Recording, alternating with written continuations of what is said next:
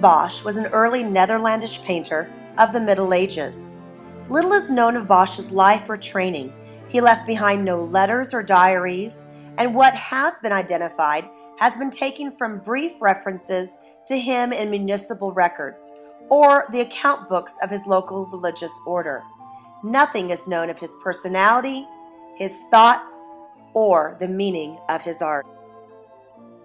Bosch's grandfather, Jan van Aken, was a painter and is first mentioned in the records in 1430. It is known that Jan had 5 sons, 4 of whom were also painters. Bosch's father, Antonius van Aken, acted as an advisor to the Brotherhood of Our Lady, a religious order, and moved his family from Germany to Holland. We're moving! After you, son. Okay, wait for me. Wait for me. Bosch's date of birth has not been determined with certainty by scholars. Bosch first appears in the municipal records in 1474, when he is named along with 2 brothers and a sister. It's okay, love. It's okay, love. Keep pushing. Better be a ball. Keep pushing, love. Keep going. Couple more. Keep going. It's okay. It's okay. More. One more big push. One more big. Oh, it's a push. It's a push. It is generally assumed that either Bosch's father or one of his uncles taught the artist to paint. However, none of their works survives. Bosch's hometown of Hertogenbosch was a flourishing city in the 15th century. In 1463, 4,000 houses in the town were destroyed by a catastrophic fire, which the then approximately 13-year-old Bosch may have witnessed.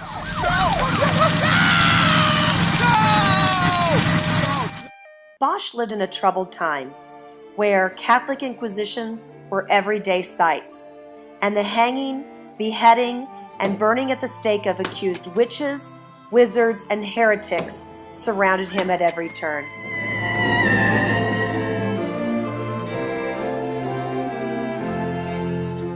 Bosch also lived during the time of extreme corruption within the church, and discontent was common.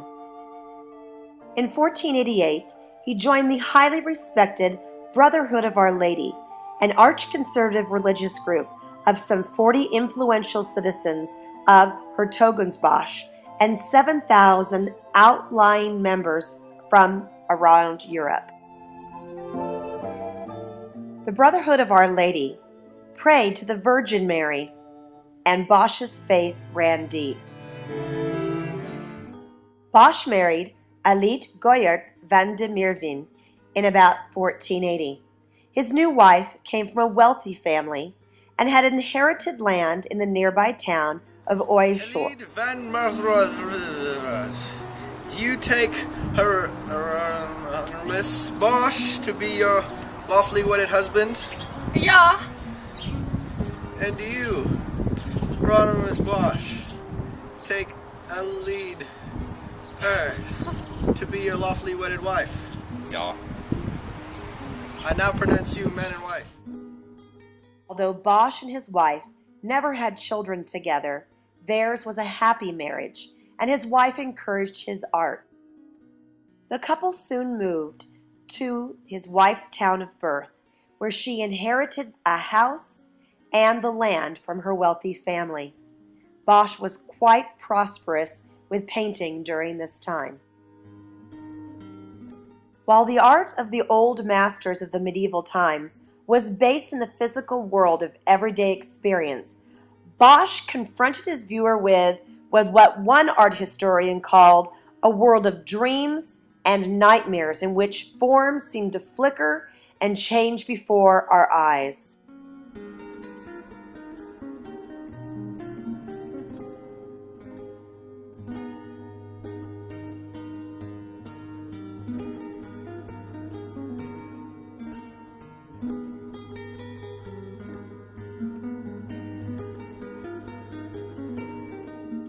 Bosch's depictions of sinful humanity, his conceptions of heaven and hell, are now seen as consistent with those of late medieval didactic literature and sermons.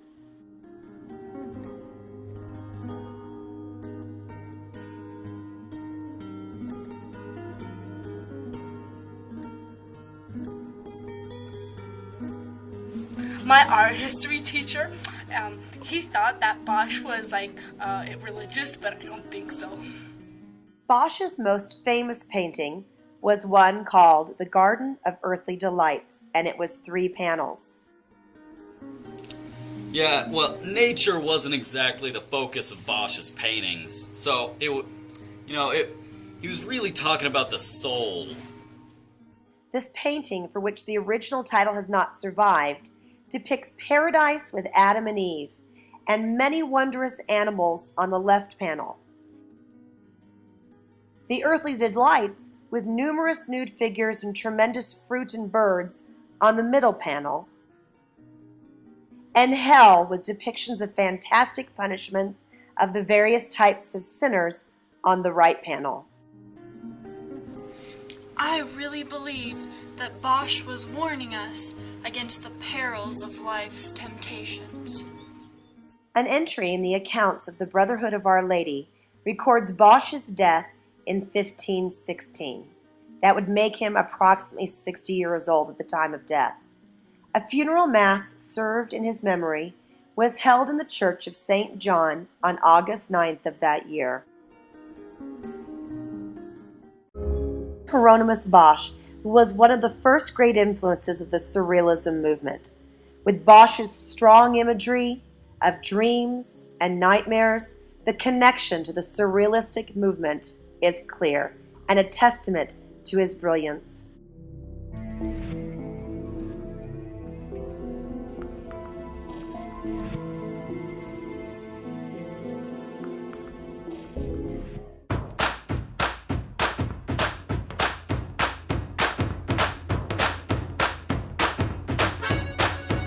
Kommer från fel del av gården, från andra sidan spåret. Jag växte upp med zigenare och romer som spelade handklaver och ville spå mig medan min farsa tömde en flaska Explorer. Lärde mig lira gitarr och domarkonen. Django Spintet spelade ut grammofonen.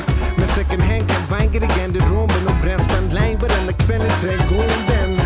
Det började bra men sen kom problemen. Träffade tidigt i klaveret och skattesedliga menar skyldigheter. Rättigheter, myndigheter, sannolikheten är lite närmare förmedlingen med J.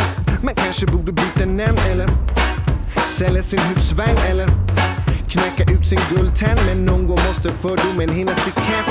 Du kan kalla mig utanför för att jag inte gjorde som de andra gjorde när de gjorde som de gjorde förr. Ursäkta om jag stör. Det jobbar inte grannen ovanför. Men tant ringer ju polisen varenda gång och säger det är jag som stör. Hon säger det är jag som stör. Kommer från rätta stadsdelen, det är det som är problemet. Jag växte upp i det finaste kvarteret. Min pappa han är designer med mera. Min enda farsa han är redan försenad. Själv var jag var barn och adopterad. Så skolgången blev lite svårt.